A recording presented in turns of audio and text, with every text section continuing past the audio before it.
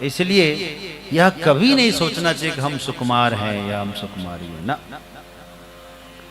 हम तो सभी बाधाओं से टकराते, बन के पेड़ों से टकराते, चट्टानों पर चढ़ते, आगे बढ़ते चले जाने वाले हैं, रुकने वाले नहीं हैं। माता पार्वती ने आग्रह किया है, तब पिताजी ने एक प्रबंध किया कि हम पता लगाते हैं, और हमको पता ऐसा लगा है कि शिवजी इधर ही आ रहे हैं, क्यों ना हम डायरेक्ट तुमको मिलवा दें।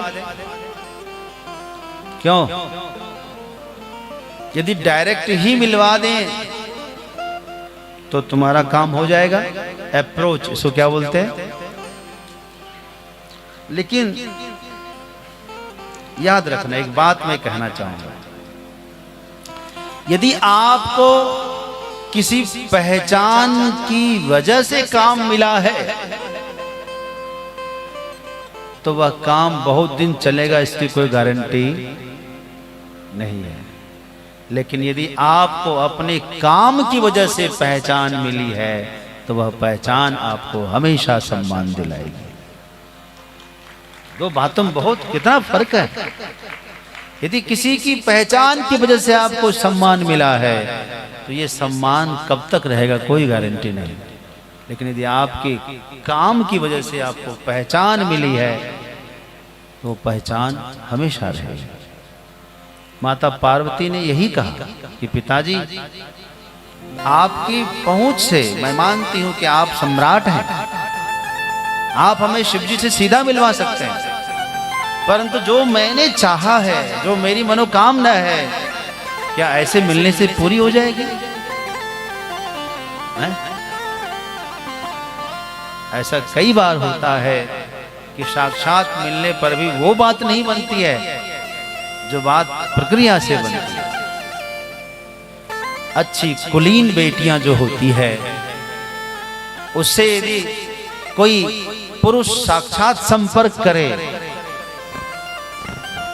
अच्छा भी हो तो भी वो क्या कहती है, हम ऐसे नहीं जाने वाले, आपके माता पिता या आप स्वयं मेरे माता पिता से जाकर मेरा हाथ मांगेंगे।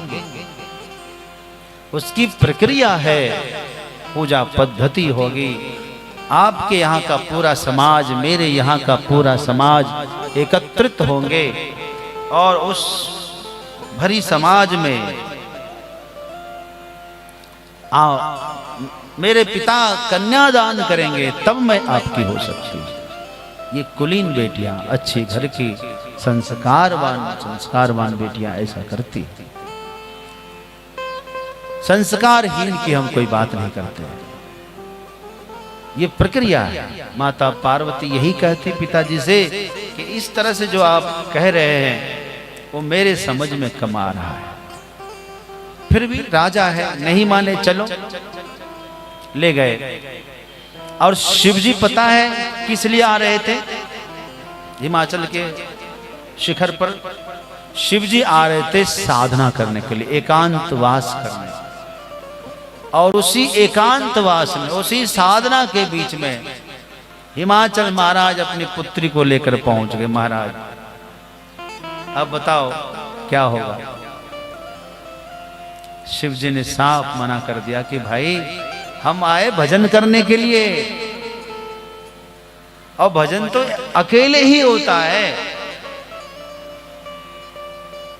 साथी तो भजन में नहीं चाहिए। साधना तो, आत्म साधना तो स्वयं अकेले ही काफी है। उस समय चर्चा हुई, माता पार्वती ने अपने पिता का सम्मान रखा। माता पार्वती ने शिवजी से कहा कि भोलेनाथ, आप ऐसा क्यों सोच रहे हैं कि हमारे आने से आपकी साधना में कोई बाधा होगी? ऐसा आपने कैसे सोच लिया? हो सकता है मैं आपकी साधना में पूरक बन जाऊं। शिवजी ने कहा ठीक है, परंतु एक बात यह है कि मैं अविकारी हूं, निर्लेप हूं, निर्विकार हूं, अद्वय हूं, निरंजन हूं, मैं एकाकी विचरण करने वाला हूं, मुझे प्रकृति से, प्रकृति के गुणों से दूर रहना है। बस इतना कहना था कि माता पार्वती को मौका मिल गया। क्या आपने क्या कहा कि आपको प्रकृति से कोई मतलब नहीं? क्या प्रकृति के बिना कोई पुरुष हो सकता है? उसका कोई अस्तित्व हो सकता है? जैसे शरीर के बिना आत्मा का कोई अस्तित्व है? आपका उत्तर आना चाहिए हाँ या ना। शरीर के बिना आत्मा का कोई अस्तित्व नहीं है। उसी तरह से शरीर प्रकृति है, आत्मा पुरुष है। प्रकृति के बिना आप कैसे रह सकते हैं? आपकी वाणी प्रकृति है, आपकी वाणी स्त्री है। आप जो साधना करने जा रहे हैं उस साधना शब्द भी स्त्रीलिंग है। तपस्या करेंगे, तपस्या शब्द भी स्त्रीलिंग है।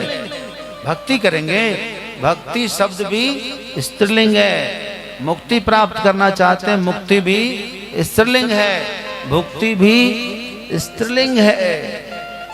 जिस भूमि पर बैठकर आप साधना करना चाहते हैं ये भूमि भी स्त्री है। स्त्री से दूर कैसे?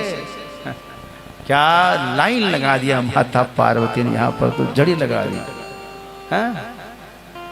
श्री कीर्ति विभूति सब स्त्री है। आप स्त्री से दूर कैसे हो सकते हैं?